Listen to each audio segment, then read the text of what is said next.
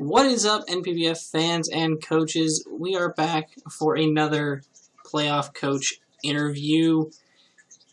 I am Jeff. I am the head commissioner of the NPBF.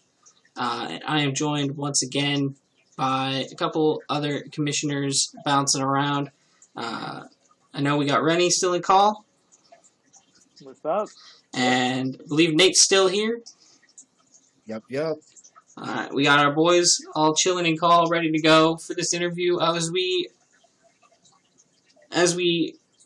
go up with the number one seed in the league this season, he went 11-1, which is absurdly a fantastic season, an absurdly amazing record in every sense of the word. He's a former champion who is one of the top tier contenders to potentially get his second this season. And that is going to be Alex, the coach of the Greenwich Giratinas. My boy, what is up?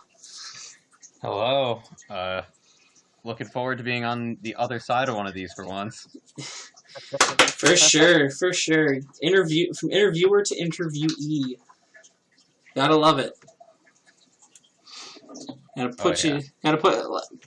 love being put in the hot seat. It's always a fun time. I love it. X1. It feels really, really good. It feels really good. It's no secret, especially from the recaps, that I've been putting a lot of work into my games and into my prep, a lot of time, a lot of practice, and it feels really good that it's been paying off. Definitely. I mean, it shows. Every single week, your prep has been on point. Your plays have been immaculate from start to finish. You've made all the right plays and done everything that you possibly could to stay on top. And you've excelled for sure this season, and a very, very impressive showing. No doubt about it. I don't think anyone could fight that. You definitely you showed up to play this season big time. Thank you. If I could give any one secret, if I'm going to give, I would like to quote the words of one Cooper Kishiro. If I can account for as much stuff as I can before I even go into the game and make as many things in my control, it makes it easier for when things go awry because I've already probably planned for it to happen. That is a really, really good mindset. That's crazy good mindset. I love that. That's exactly what you've been doing too. Just straight up prepping for every situation, right? Oh yeah, for sure. I know. We've had many discussions where we bounced a bunch of ideas back and forth with like some crazy scenarios that, like, logically looking at it on paper, you just don't see it happening. But we're not going to ignore it. There's no point in ignoring it because that's foolish. That's absolutely foolish. The moment you ignore something is the moment you lose to it. Oh, yeah. And I think 2 out of the 3 times that I was looking at weird stuff or saying this is what's going to happen, it wound up being what my opponent brought anyway. And there you go. It's further proof that the method works. Simple as that. I think the only time where I was really afraid of something that was going to happen and then it didn't show up was like week 11 when I looked at my team and looked at everything and was like, well, Jesse's got Dragonite and it's got multi-scale. And like Sylveon's the only thing I can hit it, but if I hit it and it's at +1, Sylveon's probably gonna go down, and if he's got a weakness policy, I'm pretty fucked. And then he just didn't bring Dragonite at all, let alone the set. Yeah. You gotta love when the fears don't pan out. Gotta love that feeling for sure. Yeah, my blood pressure probably dropped by like 10 points when I saw Jesse didn't bring Dragonite week 11. It's an amazing feeling for sure. I think we've all been there, without a doubt in my mind. We've definitely all been there before. There's always that one. No, there was another time, and it was when Liam didn't fucking bring Mega Venusaur. Madman. Absolute madman he was. He didn't even like that mon. Crazy. No, and we're going to get into that in this interview. Ooh, all right. Well, without further ado, let's dive right into the questions. First off, keeping it real simple, what did you think of the 6th Gen throwback season we did? I loved it. Outright, straight up, I loved it. 6th Gen, while it's much like Rennie said in his interview, I don't want to say it's where I got my start in competitive. Technically, that was the end of 4th gen. 6th gen is what hooked me in permanently. I'm very comfortable knowing the sets and the metas. Going back and forth to even Gen 8 recently, I'll play games and just feel so out of my depth because I'm just not familiar with the mons or what their sets are. But we go back to 6th gen and I've spent so much time here that I just feel comfortable. Nothing's gonna surprise me. I'm not gonna look at something and be like, I have no idea what this thing does or get caught off guard by it. And also, I'm not actually sure if I've spoken about this on any of the recaps, but the 6th gen season was my idea that I brought to the chat when we were trying to figure out what we wanted to do for 15, because we just done 2 seasons as just vanilla Gen 8 without anything in it, which would have been our 3rd Gen 8 season period that was somewhat traditional singles, and I wanted a break from it, and I think everybody else did. And I've just been super, super happy to see how much everyone's been enjoying going back to 6th gen. Yeah, absolutely. It's been fun. Yeah, it's been a blast, especially with all the random things that went on in 6th gen compared to Sword and Shield. That just we didn't have the privilege of having, back in the day. So it's been fun. Oh yeah. It's been super great. I love how many people have been loving it, and I also know that 6th gen was where a lot of people got their start or got super duper serious about being competitive. So I figured it'd be a good nostalgia trip.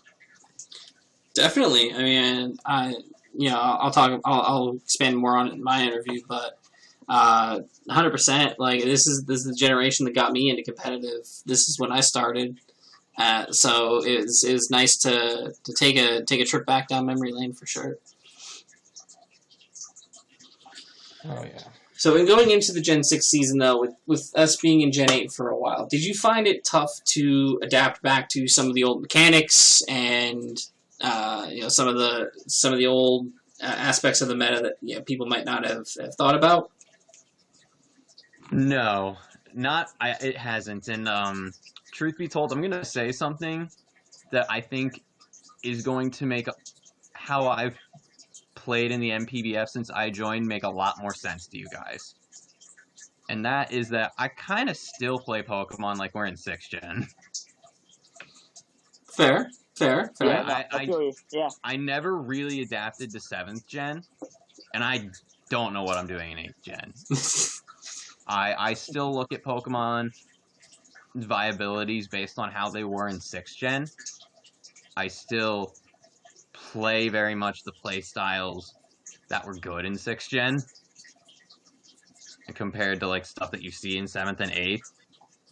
So that's been awesome for this season, but it's not great any other time that I haven't been able to move on from gameplay-wise my favorite generation. Yeah, I mean it's a hell of a generation for sure.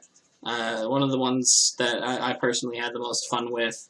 Not too much BS, not too much extra stuff going on. The extra mechanic of the generation wasn't super overwhelming. Megas are strong, but they're not ridiculous, and they're coming. It's not Dynamax, it's not Gigantamax. It's even not Z-moves. Even Z-moves are busted just to Z-moves try are to predict. Stupid. I hate Z-moves. I'm sorry. I hate the concept of everything past Megas. I hate the concept that I can bring them on in that should wall something 9 out of 10 times, and then because they have Mud Slap at the bottom of their move pool, they can all of a sudden fire off a base 110, 120 power Z ground on me and blow me back out of nowhere. That should never happen. No, that's not fun in any way, shape, or form. I don't like that. Yeah, as long as I have anything to say about it, we're not bringing Z crystals back to main league. You're preaching to the choir on that one. They are banned permanently from NPBF. Jeff will never allow that to happen. If I am breathing and if the NPBF is even remotely a part of my life, I will fight to keep it out. Even if I quit Pokemon, I'm staying in chat and I'm preventing Z-moves from coming back. Refuse. My first season we had them, I had Manaphy with Z Water, and I still hated that shit. That's crazy. It was awful. I mean, I won, but it wasn't because of the Z Crystal. There have been leagues where, like, Z moves were allowed, and we could have Z captains that I've done in the course of the past, like, year or so. And I think it was one of Shawnee's leagues that he ran, either through GML or through Frontier. But we had Z captains, and I can guarantee you that I never once brought a Z move the entire season. I just didn't do it. I utterly refused. I'll pick a Z captain. I don't care. Sure, I have because I have to. It's part of the draft. But I will not bring a Z move on it. I refuse. I absolutely refuse to use that mechanic. I don't care if it puts me at a disadvantage. I think I still ended up making playoffs anyway, so it didn't really matter. But I don't care if it puts me at a disadvantage. You can fire out Z moves at me. I don't care. I'll know your Z moves. I can prep for your Z moves if I know your captain. I can figure that out. I can deal with that. Oh, yeah. I'll cross that bridge when I get to it. But I'm not. I'm in no way, shape, or form going to utilize that mechanic if I can help it. Refuse. Yeah. Yeah. I think when we did it, because when we did it, we didn't pick Z captains the season that I was here for it. We drafted a crystal itself. Mm-hmm. And so by the time I picked mine, Water was the only decent one left for my team. But that meant Manaphy was the only thing using it. So it either meant, okay, I'm running Z Rain Dance this week, or I'm just not bringing a crystal. Yeah. Although I might have brought, like, I might have used it on Heliolisk once with Surf, but I don't think I did. I think I genuinely only brought Z Rain Dance Manaphy, or I just didn't bring it. I feel that, man. Hated that mechanic, and I will always hate that mechanic. And then they decided, hey, we'll put Megas. It will put the concept of Megas and Z moves together and give you Dynamax. That sounds fun. Dynamax. Garbage. I hate Dynamax. Garbage mechanic. Absolutely terrible. It makes bad players decent, and I hate it. Does. Any mechanic that can make a bad player win over a good player is not a good mechanic for a game. Period. I don't even feel like that's a controversial take. It's not. It is. I don't know. I've heard people who have said that Dynamax is the most balanced of the gimmicks. That's I don't understand a crock how. of bullshit. Not by a long shot, no. Not Dynamax. That is a crock of bullshit, and everyone with a brain knows it. Simple as that. Everyone knows that. That's if you can genuinely look at the three main mechanics and say, yeah, no, Dynamax is the most balanced. No, you're stupid. Megas are by far, because not only do you know it's coming when you see it at team preview, because it's just another Mon. It's literally just another Mon that you have to worry about. Like, you know what Mega is going to be there. And you know what it can do. Some Dynamax Mons are just dumb. Like, I was in a Wi-Fi league for a little bit. And I started the season out because I wanted to have, like, a kind of interesting but more fun D-Max captain. I had D-Max Luxray. Garbage. Absolutely garbage. Yeah, it hit hard because of Guts and stuff. But the only week it actually got kills, fun fact, was the one week I didn't run Guts. I ran an Intimidate one that was, like, a whole weird spread, and I got 3 kills with it. Switched my D-Max captain to Mienshao. Nice. Mienshao cleaned people all season. For like, I went like a 4 or 5 game win streak because D-Max Mienshao is stupid. Anything that can run max airstream just becomes a good Mon. Period. Yeah, Gyarados made it so that early Gen 8 wasn't fun. It wasn't. You didn't even have to click Dragon Dance. I was begging and pleading for the mechanic to be banned simply because I see a Gyarados every other game I play, and, well, I already know I'm losing, because what do I do? I was toxic and brought it to a Wi-Fi tournament. The only reason I didn't win that Wi-Fi tournament was because I figured somebody's going to bring Rotom Wash to this, so I'm going to run Power Up over Earthquake. Nobody brought Rotom Wash, and I got walled out by a Toxapex. Fuck that thing. That's the only reason I lost, was because I thought someone was going to bring Rotom Wash. Praise Gen 6 for a season where none of us had to deal with Toxapex. Yeah, also that. Jesus Christ, I hate Toxapex. I think that's been one of my favorite things about doing Gen 6, is so many Mons that I absolutely despise dealing with have come out since Gen 6. Yeah. Things like Toxapex, the Tapus. Oh, absolutely, the Tapus. The Ultra Beast. That's another thing. With Gen 6, like, yeah, there's been power creep because of, like, Gen 5 and whatnot. Like, the power creep's not nearly as bad, so a lot of stuff is still... Yeah, so like Gen 6, a lot of stuff is still usable. Yeah, Gen 6's power creep came in, hey, here, we have megas, like, these are really strong, you should probably use them. And, like, we added a new typing to make dragons not so OP. Cool, right? There you go. That was needed, though. It was needed. It balanced. That was all. That was all it was, and it felt like personally the most balanced metagame I think we've had in an incredibly long time. It was. People compared it a lot to 4th gen in terms of how it felt, and I can't disagree. But then they added everything from the Tapus to the Ultra Beasts to a whole host of ridiculously stupid things with stupid abilities that shouldn't be as good as they are, or stupid moves that are way too overpowered. Like, if mons like Galarian Darm or Dracovish were introduced 2 or 3 gens earlier, they probably wouldn't be nearly as broken, right? They probably would not be a thing. Exactly. But for some reason, they decided, hey, we're just going to attach a free choice band to a mon that already has base like 140 attack. What are you doing? What? Why is that a good idea? What? We're going to give this mon a move that it doubles in power if it goes first. What? Oh, we're going to give it a hidden ability that doubles its speed. What?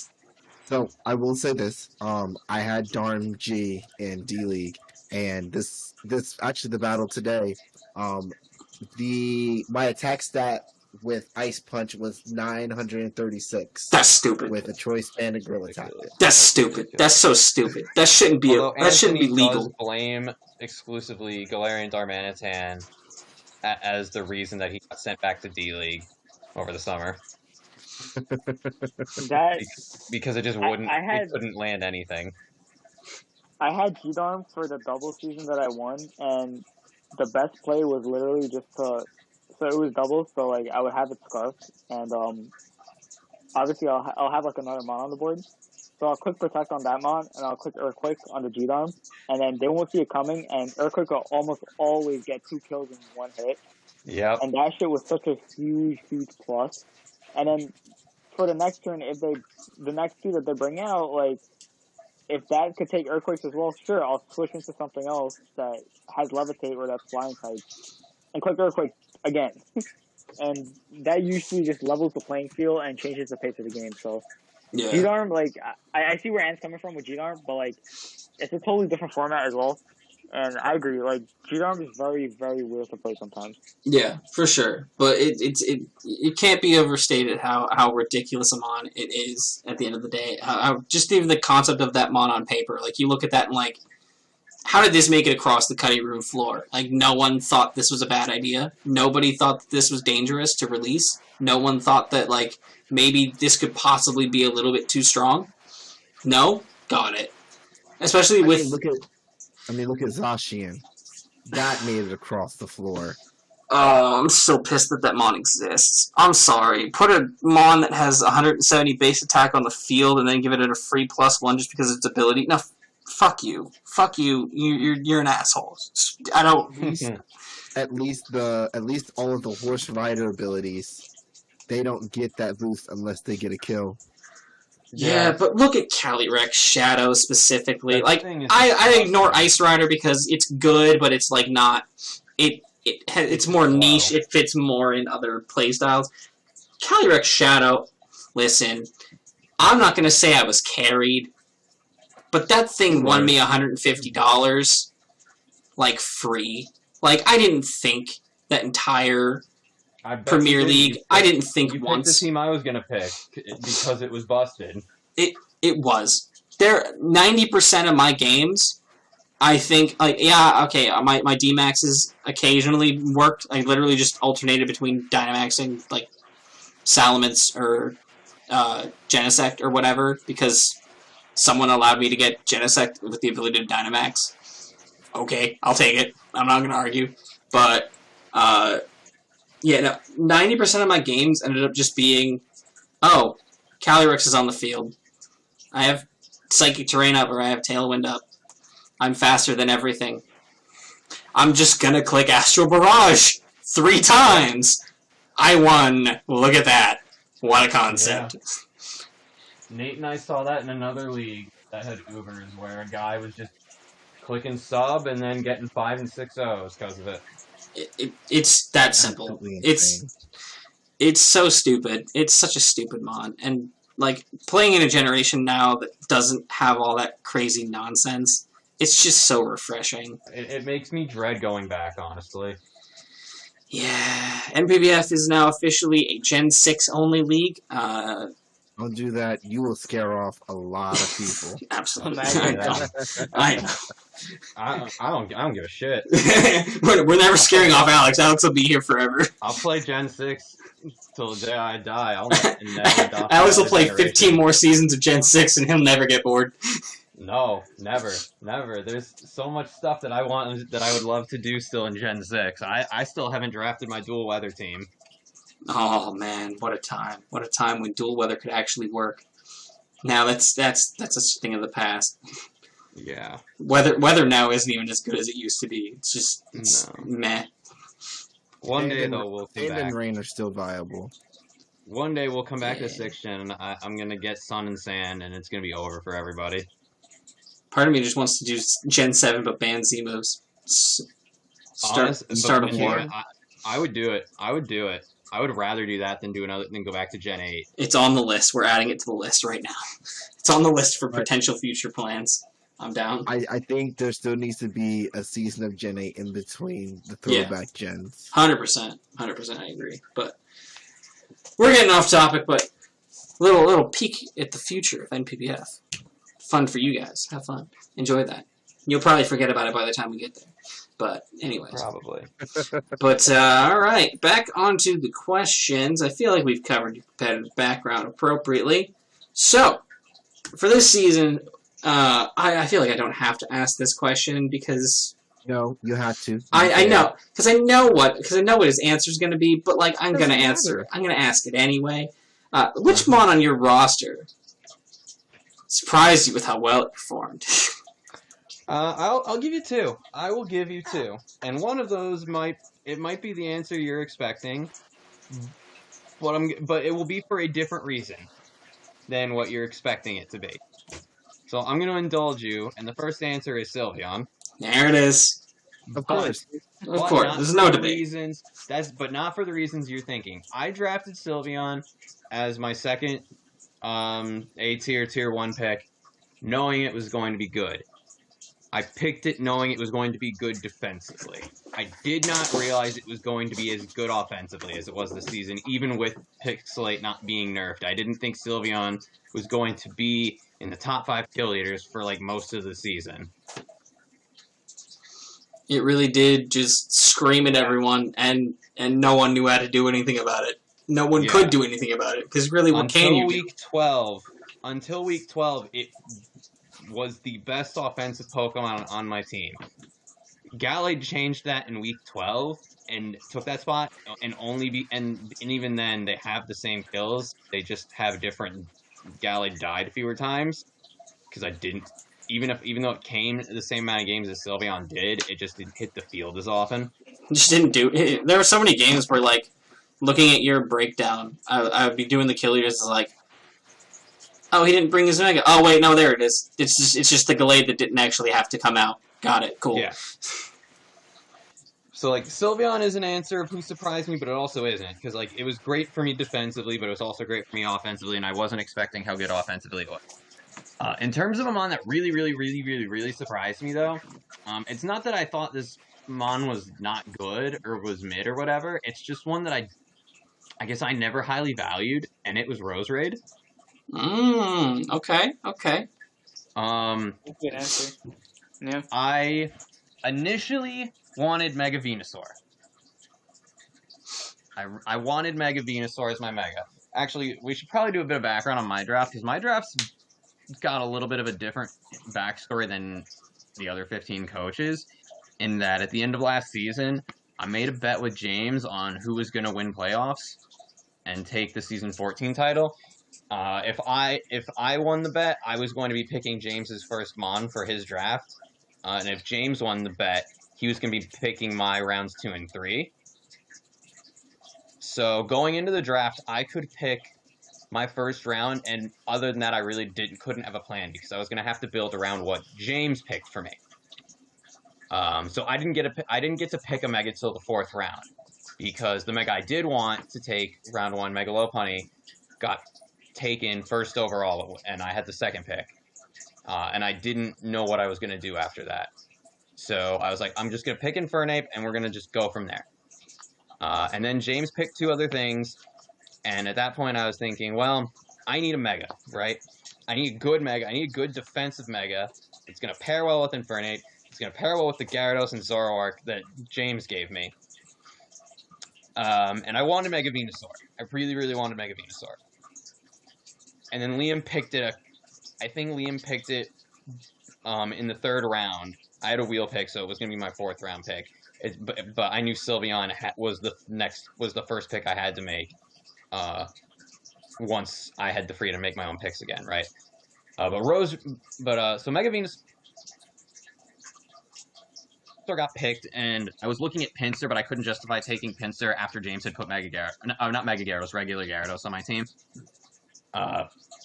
So instead I was thinking, well, I need something for my Fire Water Grass core, and I need a tier 3. And I had heavily considered taking regular Venusaur, actually, because they did very similar things. Obviously, I would have access to, like, chlorophyll and whatnot, and the bulk would still be good. But then I was looking, I think maybe Venusaur got picked up initially, and then somebody dropped it. I think that's what happened. That's why I didn't take regular Venusaur. So instead I took Roserade, because I wanted a good grass type, and I didn't think taking Tangle was a good idea at that point. That or I'd already picked out what my tier 5s were going to be. But I picked Roserade, and, it didn't come to every single game, like, my Mega, like, Sylveon, like, Hydreigon wound up doing. But, like, every time Roserade came, it just did what it was supposed to do. And it did it really well. Like, Roserade basically single-handedly shut down Jesse every time I played him.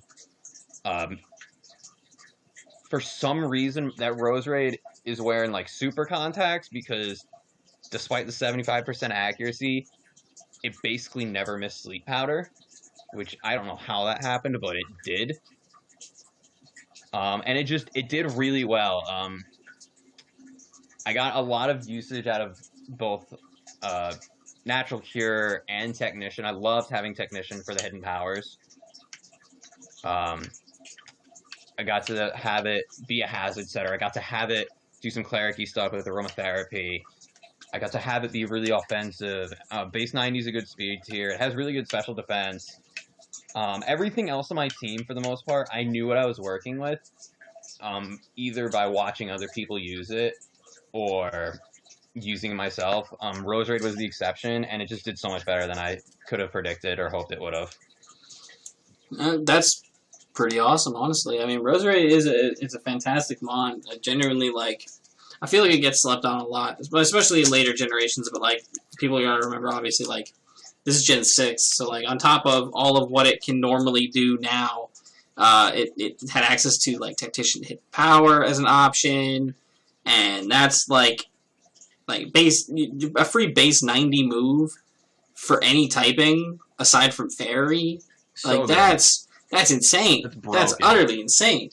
Like, you just, any 4 times weakness your opponent has, immediately exploited. Like, you don't have to worry about it because you probably have that move slot available on Roserade, potentially. Like, you have that covered all the time, and people have to constantly be afraid of that, and that is massive. That is super, super huge. With everything that Roserade provides to the team, that's no surprise to see that it panned out really well for you. I mean, I know how good Roserade can be, and I think you've utilized it incredibly well. So, good stuff. Good stuff. Love that. Yeah, it's been really great. I have a very strong and deep newfound appreciation for it, for sure. Fantastic. That's awesome. Definitely a mon that I want to use. I saw some of the Technician plays too, so those are pretty dope, man. Yeah, like, Getting to use Technician HP Poison to circumvent Jesse having Bulletproof on Chestnut to dodge Sludge Bomb felt pretty good. Oh my god. That was a thing of beauty. That was truly a thing of beauty. Loved it. Loved it. Now, to go to the opposite side of the coin, what Mon on your team do you feel underperformed this season? All right, so I could go with the low-hanging fruit and say Dustnor, who I picked up late in free agency, because he hasn't come. Partly because just there haven't been matchups where bringing Dustnor made sense, right? Yeah. You could say the same with Zoroark that James put on my team, because I tried to make it work. It didn't come. I knew I was going to drop it into free agency. I just kind of like took my time and procrastinated actually doing it. So that brings it down to 2 Pokemon, because I'm going to exclude them. Now, one of them, on paper, sounds surprising, but when you think about the way my team has performed this season, it actually makes a load of sense.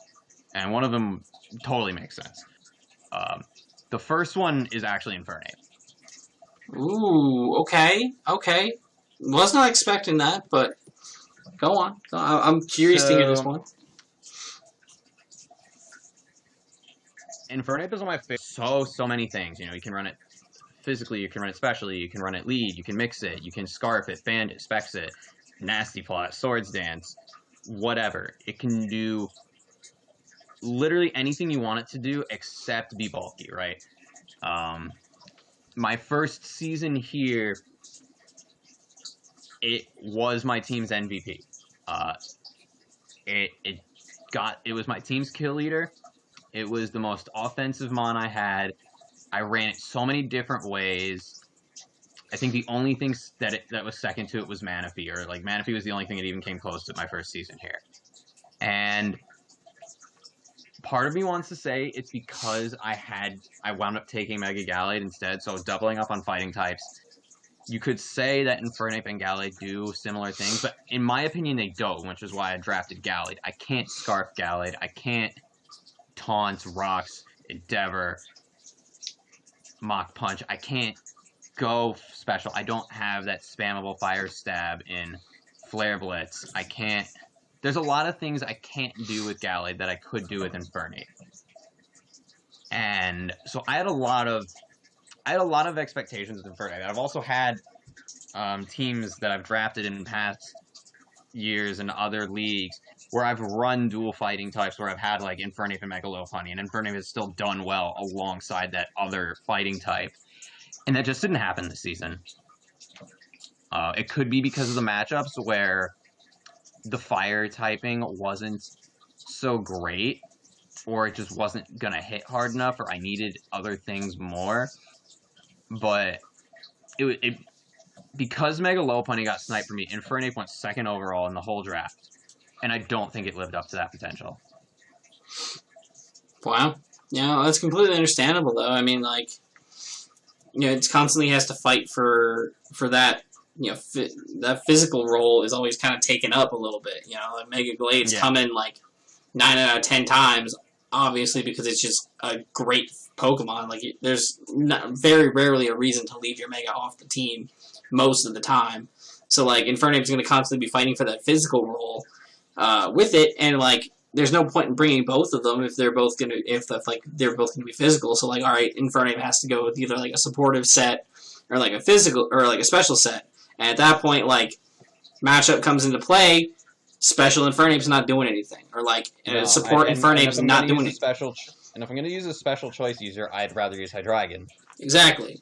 You had Mons that covered all the roles that Infernape could potentially fill.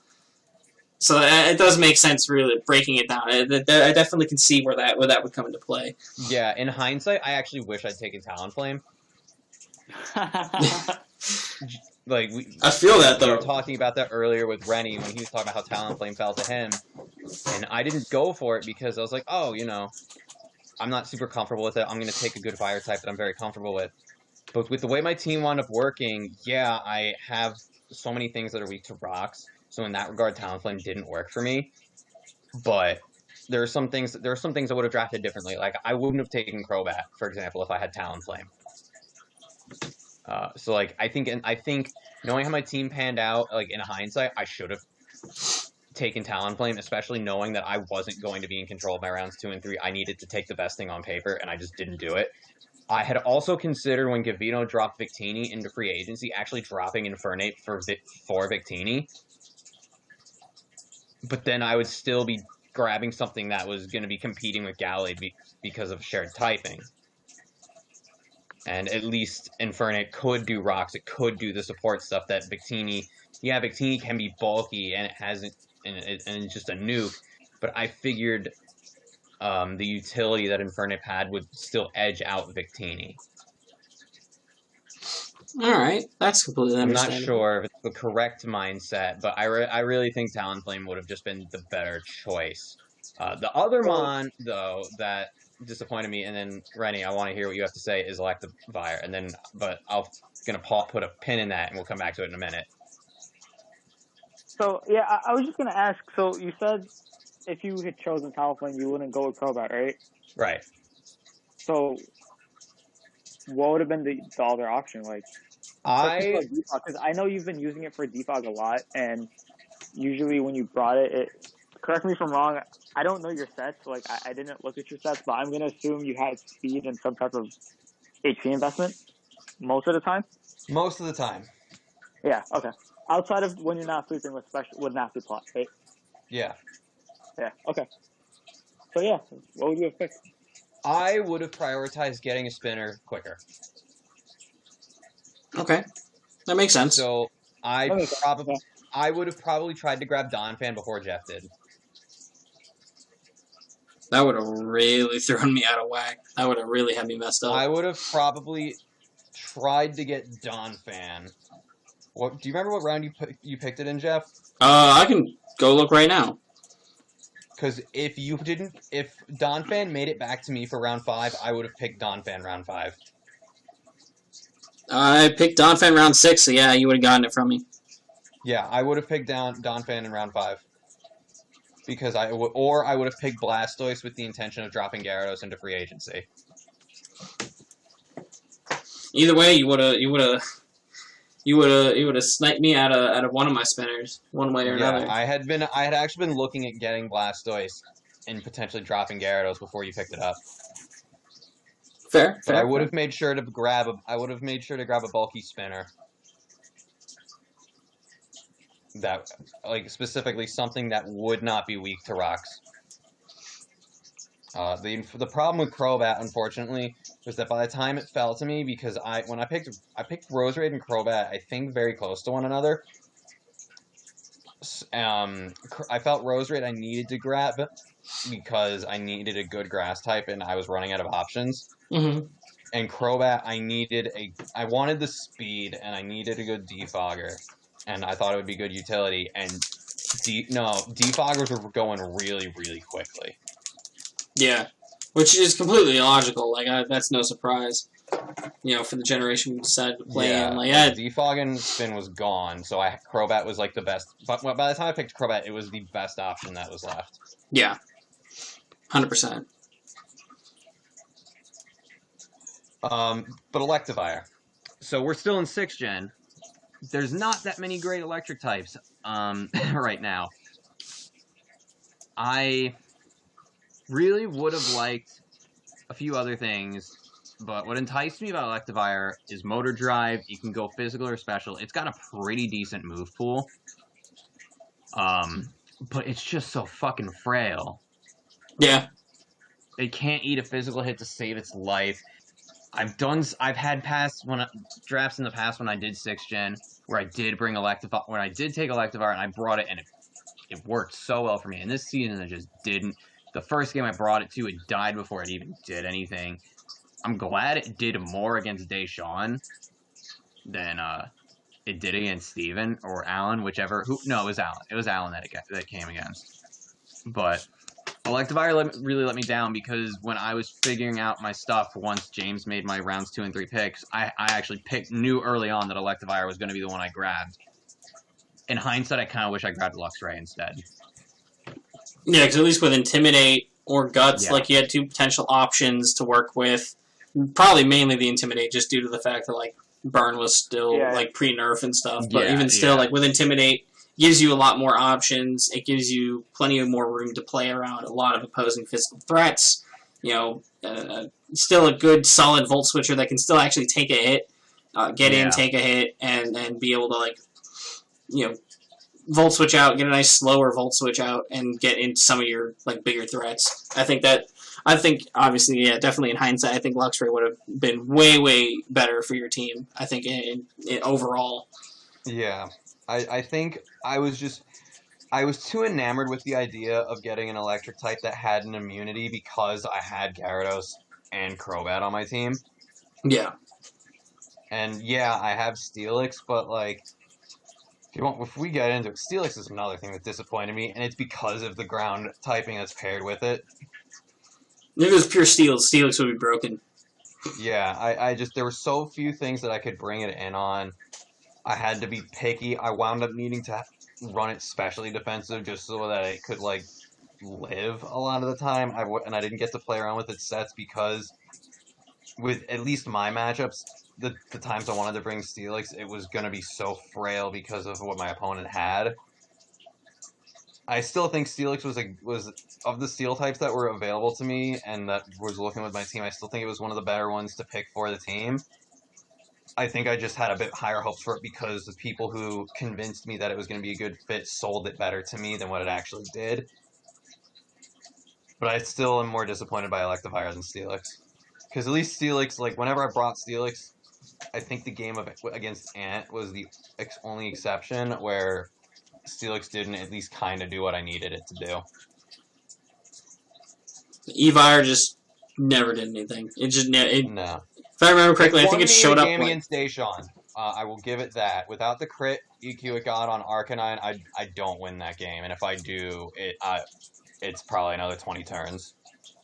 Yeah, but at that point, when we really have to break it down, the fact that it required luck in order to provide you some form of benefit, like that's the looks of a bad mon. That's the looks of a really bad mon for a team. I wish I had looked at Luxray, if not during the draft, while we still had free agency.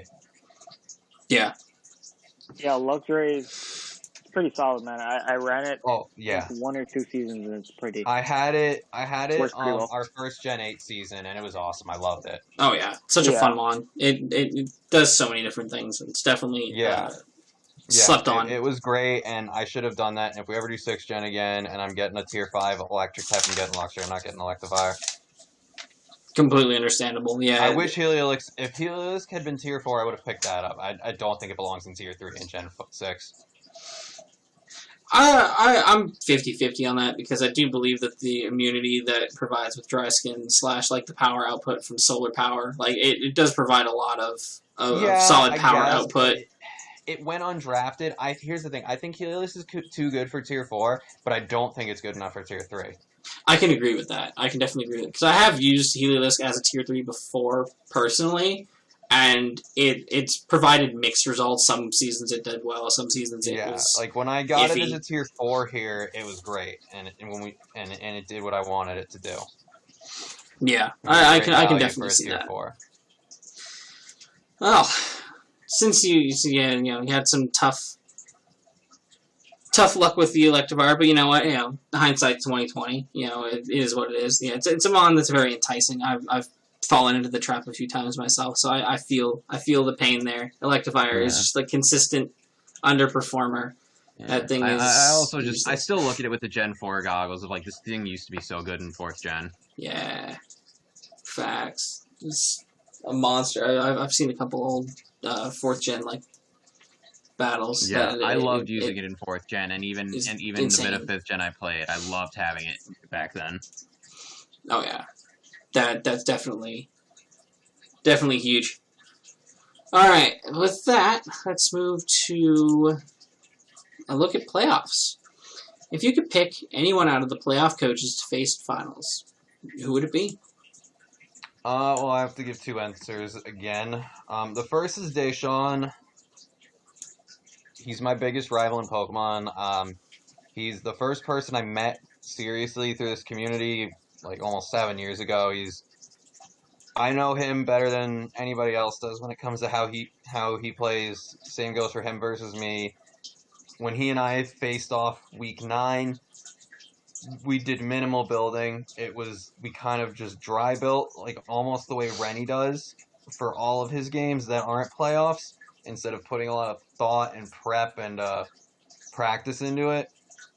Because we just wanted to we were just going to battle. We both went into it saying we're going to save the real game for if we face off in playoffs. Man, and after watching that game, that not being the real game, saving the real one for play. Oh. I mean, it was the real game in terms of how it was played, but it wasn't the real one in terms of how it was prepped. Fair enough. Well, I definitely hope that we get that matchup for sure. I think that'd be a lot of fun. Yeah, but if not him, it's tough. I kind of want to say Rennie, just because, he has the reputation that he has. Rennie is a GOAT in playoffs. Rennie's terrifying in playoffs. He's already good enough as it is, but man. Yeah, Rennie I think everybody wants Rennie. And to me, I think if I beat Rennie in playoffs, especially finals, that like I've already spent most of my NPBF career being like, if I win again or I make it to playoffs or I win another title, I'm just doing it for fun. I already don't have anything to prove just because I did win my first season here. Mm-hmm. Like, anything I do after that has been a bonus. You and I both. The real winners club. So, I have nothing left to prove. Anything I do is for fun. But I've beaten Rennie in playoffs before in the semis, so if he and I were to bring that to finals, I think that would be really interesting. Definitely. I think that'd be a crazy good matchup. The last playoff game we had was the season. It was mono. It was mono. Yeah, that was 2 seasons. That game came out to the wire, dude. Like that game it was such a good game. Yeah. It was such a good game. Oh yeah. So also, you and I have faced in every round of playoffs except for finals. Yeah, it's crazy. That's a crazy statistic. And I think I played Jeff in every round actually. Oh yeah, we have definitely.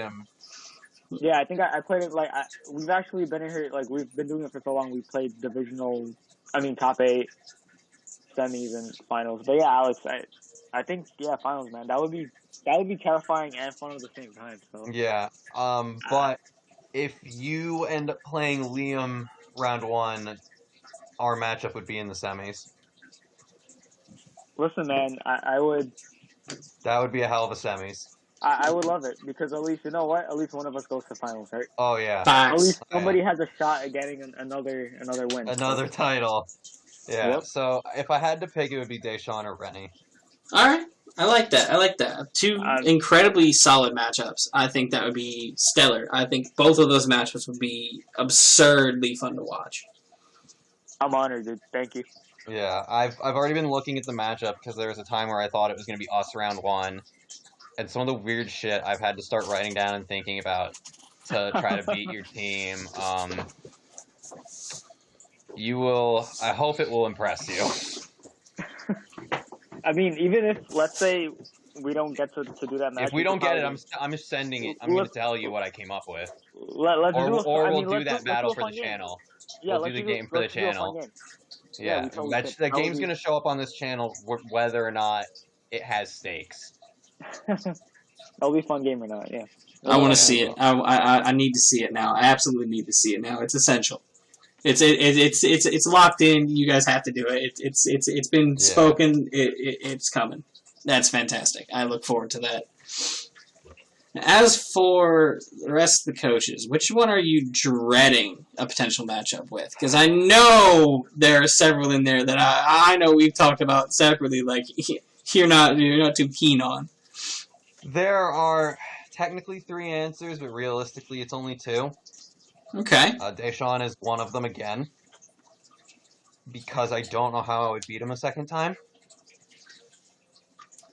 Yes, I did just say that I didn't really prep that much, meaning I didn't bounce ideas off of anyone. I didn't mock battle. I just kind of took the ideas that I was going to do. I ran some calcs and I rolled with it. Mm-hmm. But the fact of the matter is, even with all that, he and I still had a 60-turn game that came down to a nature and a crit. Yeah. That's like, you don't really, like, it. You can't get a closer, you can almost not get a closer game than that. They're literally the only way you get closer is a draw. Rennie, here's looking at you, buddy. Oh, yeah, bro. Been there, done that. The other answer is, might surprise you. I think I've mentioned this to you, Jeff. It's Anthony. Yeah? It's actually Anthony, and I'll tell you guys why. For the same reason as Deshaun, I don't know how I could beat him again. Because with the brain he has, yeah, that's completely understandable. Mega Charizard X is such a fucking threat to my team. I only have one thing that switches into it, and guess what? It gets the coverage for that one thing, so it doesn't even matter. So with Tough Claws and everything, it truly doesn't matter. I can't bring the Hydreigon set I brought against him in Week 8 because why would I bring the same thing? He's going to play around it. It's not something that I would necessarily be able to reveal to him until like they're in one-on-one, but like it's going to be there in the back of his head, so I can't do that again. And while Gyarados didn't get to do what it was supposed to do when he and I played, it's now in his head that there is a chance that I would bring an offensive Gyarados instead of just a strictly defensive one. The only reason bringing Dragon's Gyarados nearly worked on him was because he didn't think about it because I'd never brought it to a game before him.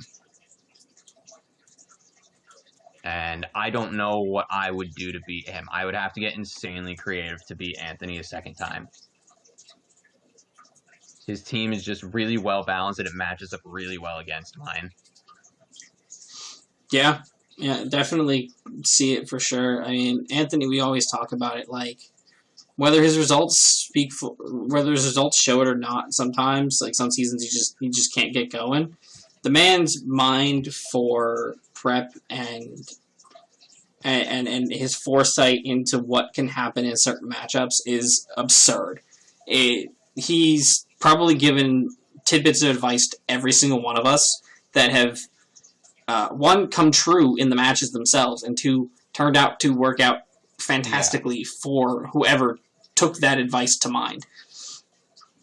Yeah, and I know for a fact, I know 100% for a fact, that if I hadn't been desperately trying to find something to not only switch in cleanly to Charizard, but also be able to take it down 1v1, and hadn't seen that Habanberry defensive Hydreigon could not only live a +1 hit, but then take it out, I would have lost the game.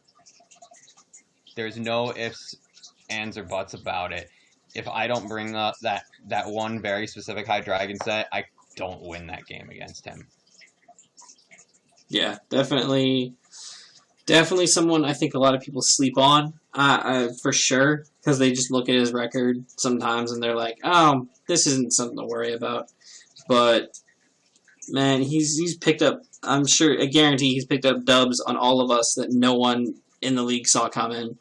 And a lot of times those dubs were quite convincing. So it would not surprise me to see him like steamroll through, no doubt in my mind. Yeah. Part of me also wants to say Steven, but I also actually do think I can beat him, and me losing to him, yes, he played and prepped amazingly, and I don't want to take that away from him. That was a win against me that he absolutely earned and deserved. I think if I was able to keep my cool and play a little bit smarter at the end, I would have been able to win that game.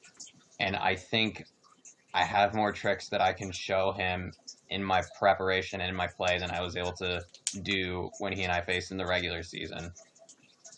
Interesting. Very interesting. All right. Surprisingly, so far, the coach I expect to hear, which I'm sure you'll hear in my interview, has not been brought up yet, so I'm very interested in that. But oh, cool. Yeah, needless to say, fantastic stuff. Love the insight. I'm definitely looking forward to all the potential matchups and playoffs for you. Any final thoughts going into playoffs this season? This has been a crazy season for everyone, I think. So it's interesting to hear what you got to think. It's definitely the most competitive playoffs. I do think basically anybody could win. I think anyone could win. I don't really think that there's anyone we can seriously say is a free win, which is a sentiment that I'm sure everyone's been saying in these interviews, and it's true. I've definitely had seasons where I figured somebody was a free win. I mean, I'll be honest, the season I won, 2 of my 3 playoff games, I went into them not just being like, oh, I hope I win. I knew I was going to win, either because my opponent tipped their hand in a previous game and I wasn't going to fall for the same thing a second time, or I just knew that the other guy had no chance of beating me and my team. And that's just not the case this season. I was one of those guys, wasn't I? No, you were the guy that I was like, oh fuck, I'm losing. I was like, oh fuck, I'm losing. I'm glad I made it to semis, but I'm not beating Rennie. Yeah, no, I remember that game, dude. That game was so long.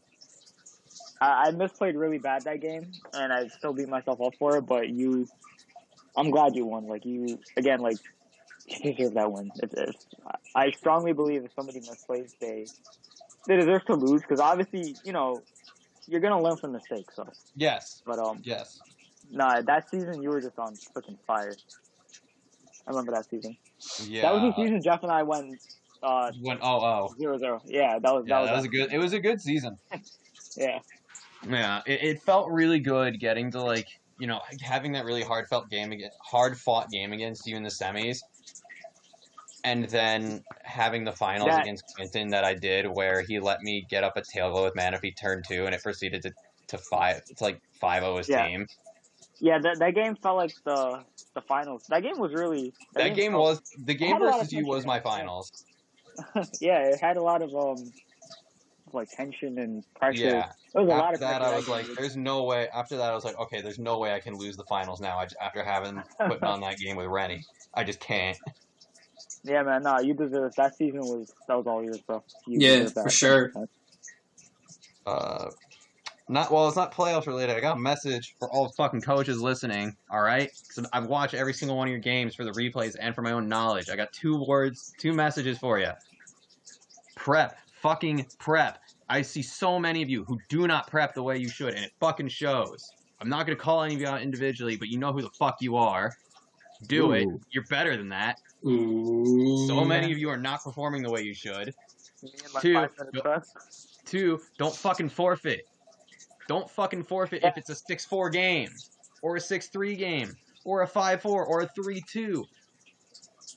Shawnee, you could totally forfeit in that game with Liam where you were just stalled out and it was your Vaporeon. I do not fucking blame you for quitting that game. That was a waste of your time to keep going. Because that could have been literally another half hour sitting there. And doing the same bullshit. Nobody wants and there's no progress to be made there. There was no room for any progress to be made. He was going to lose the same amount that he ended up losing by saving himself 30, 40 turns. Yeah. Yeah. No, yeah, that was totally justified. But that's the only game where I think totally justifiable that somebody forfeits. I don't care if something crit you in a bad way, you missed a move, you misplayed a thing, turn that around. Even if you're not going to win, you will save your differential at least. So many games this season, we have playoff spots that are getting decided by differential. Maybe even more, something even crazier stuff than differential. So, and honestly, I wouldn't be surprised if some of those were in part due to the fact that a forfeit happened, and while differential points could have been taken off of them, that might have kept them out of playoffs. Yeah, and you know what? I might come off as the bad cop of the commissioners by saying do your prep. If you're busy, fine, I get it. We all are, but I feel like so many people played amazingly, but I also feel people who are amazing only played good, and I don't get that one either. And I think, I don't know. I don't care if I'm the bad guy in this situation. I just want to see people succeed and do well. And I feel like some people did, and I feel like some people didn't. And I feel like it's totally a matter of how much time or thought or effort you put into it. And I'm not saying, oh, I'm better than you because I did that. I'm saying, we have so many people that want to be in main league, and I want everyone that is in main league to show they care. All right, allow me the chance to and you're right, Alex. Being down in D League and kind of watching all the new people that we bring in, there's a lot of people who want to be up in main league. A lot.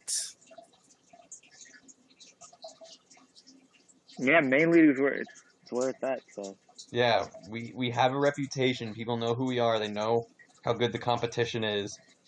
And I think if you're playing here because you're just like, yeah, I feel like I could just play Mons and just coast or whatever, or like, I'm kind of just burnt out, but it's just something to do, like, then I don't think you should be here.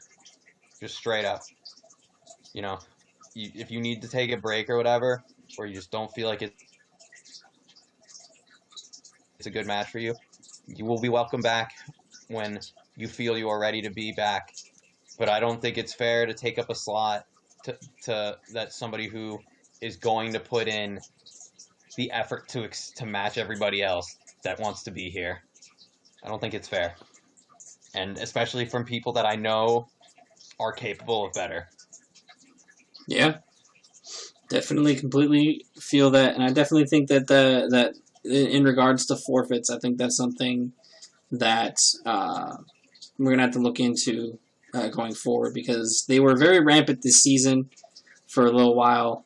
There were a lot of them, a lot more than there should have been, and definitely it hurt the quality of competition in some weeks. It definitely was like we see all these fantastic games being played, and then we have something like that kind of just spoils the mood.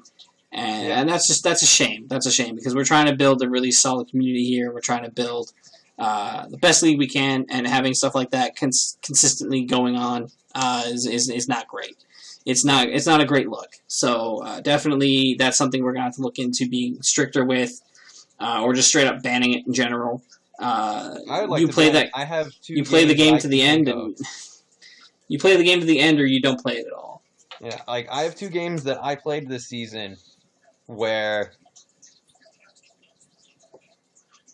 if I was anybody else, and I mean, Rennie and I had a huge debate on my Week 12 game. I can tell you right now, Rennie, there was a point where if I was one of the other coaches, I would have just clicked forfeit right then and there, because I lost a specific mon that I thought was that crucial to my game plan. But guess what? I lost it. I didn't let it get to me. Yeah. I kept playing the game, and then I fucking won it 4-0. Yep. That's a good call. Yeah. Of course.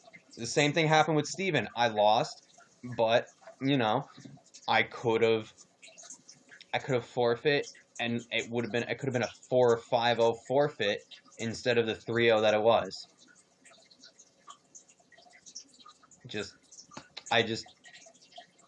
We take this seriously. We put a lot of time and effort in. I don't care if I'm the heel to any of you guys, because I know who I am. I know where I stand, and I know what I bring to this place as a player and as a commissioner. And I just want to see the same enthusiasm from everybody else. I didn't want to get super deep in this. It just irks me so bad, because I want to play all of you at your best, and I feel like I haven't. Preach it, man. No, Preach it, man. There's right. Yeah, for sure. There's a lot of there's definitely been some slacking, and with how high quality things are getting, slacking just ain't gonna cut it. No, it's not. You know what? Too, it shows, because if you're just gonna put that energy, whatever you put in, that's what you get out, right? So yeah. You put that in, you're gonna go back to D League, or you're gonna drop to D League, or you're gonna be at the bottom of the list. So Yeah. Comes back out. Yeah. Goes around full circle. For sure. But, yeah, it's definitely, step up, guys. Let's keep this competition ramping up because it's not going to slow down. We got big-time recruits coming up. No doubt in my mind, whoever it is, which we already know some of the people who it's going to be. No spoilers for anyone, but we already know. Yeah. But we got a lot of crazy good recruits down in D-League sitting there chilling. We got a lot of the Goon Squad coming in, all stellar players. We got a lot of stellar people across the board down there coming up, ready to take the spot. I mean, Steven, just look what Steven did this season. He came in halfway through D-League, took over a team last season, ended up winning the whole thing, and came up here, and now look at him. He's a division leader going into playoffs. Like, the quality of D-League participants is rapidly increasing at an alarming rate. So I think it's time to step up. Everyone's got to step up for sure. But yeah, that aside, Alex, fantastic interview. It was a great time, a great chat. Always love talking with you, man. Yes, likewise with everybody. So with we're gonna have to end this interview off. Another fantastic coach going into the playoffs season. The number 1 seed, Alex, absolutely killed it this season, and going into playoffs, definite one of the top guys to look out for this playoff run. Definitely someone I think a lot of people are dreading facing, just due to how good he's played this season. So definitely a solid stand-up guy as well. So definitely looking forward to seeing what happens at playoffs. So Alex, thank you for joining us. It's been great. Rennie and Nate, thank you as well for joining us for this fantastic interview. Yep. Y'all are the GOATs. But with that, my name is Jeff. Y'all know me by now. See you guys next time. Peace.